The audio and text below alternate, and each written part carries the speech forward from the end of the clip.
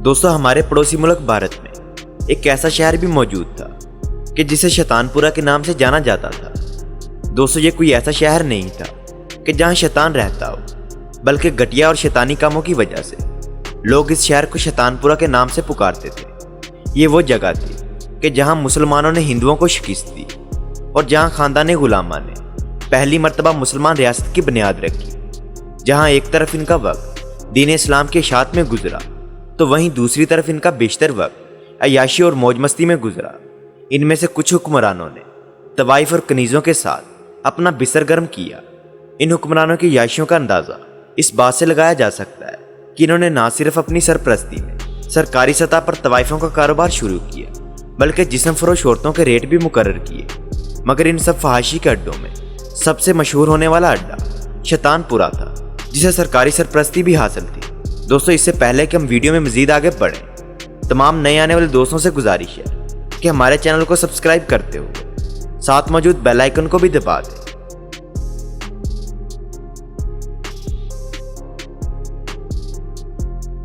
दोस्तों शैतानपुरा को बसाने वालों में सबसे बड़ा नाम मुगल शहनशाह अकबर का है, जो खुद बेहद अय्याश इंसान था।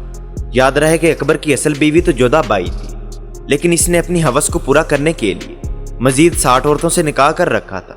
और कहा जाता है कि नारकली भी एक रकासा थी जिस पर बादशाह अकबर मर मिटता था।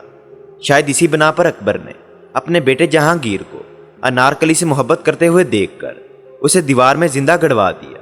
शैतानपुरा को सरकारी सरपरस्ती मिलने के बाद यह शहर बेहयाई और अय्याशी का मरकज बन गया और 1570 ईस्वी में शैतानपुरा की देखभाल के लिए बाकायदा सेटअप तैयार किया गया, जिनमें तवाइफों की निगरानी के लिए गार्ड्स और रजिस्ट्रार भी भर्ती किए गए। और शैतानपुरा में आने वाले किसी भी शख्स का अंदराज रजिस्ट्रार के रजिस्टर पर दर्ज होता।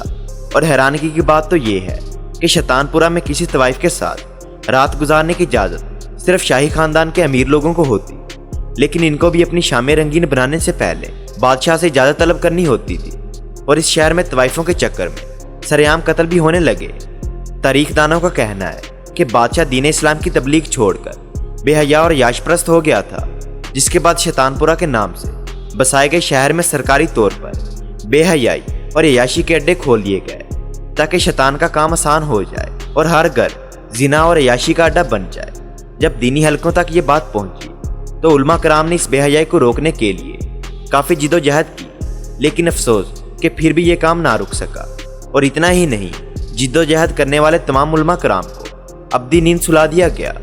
याद रहे कि पूरे हिंदुस्तान में शैतानपुरा के चूहे सबसे मशहूर थे, और ये चूहे शैतानपुरा की तवाइफों के लिए दर्द सर बन गए, क्योंकि जब तवाइफें और दरबारी रंगरलियाँ मनाने में मशगूल होते तो चूहे इन्हें तंग करते। लेकिन शैतानपुरा के हवसप्रस्त लोगों ने चूहों को जहरीली अद्वियात देकर इनसे अपना पीछा छुड़वा लिया, और इससे दिन ब दिन तवाइफों के गाहक भी बढ़ने लगे।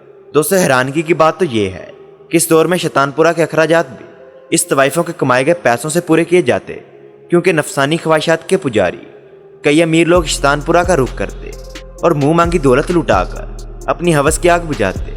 लेकिन दोस्तों कहते हैं ना कि बुराई चाहे लाख तरक्की कर ले, उसे जवाल आकर ही रहता है। और इस तरह नेक सिरत बादशाह औरंगजेब आलमगीर के दौरे हुकूमत में शैतानपुरा के तमाम फहाशी के अड्डे बंद हो गए, और इस नेक सिरत बादशाह ने जिना, जुआ और याशप्रस्ती पर पाबंदी आयद कर दी, जिससे शैतानपुरा के तवाइफों को अपने मुआश की फिक्र सताने लगी और वो शैतानपुरा को छोड़कर कहीं और जा बसे। इस तरह रफ्ता रफ्ता शैतानपुरा खंडरात में तब्दील होता गया, और ये कहावत सच साबित हो गई कि अरूज को जवाल आकर ही रहता है।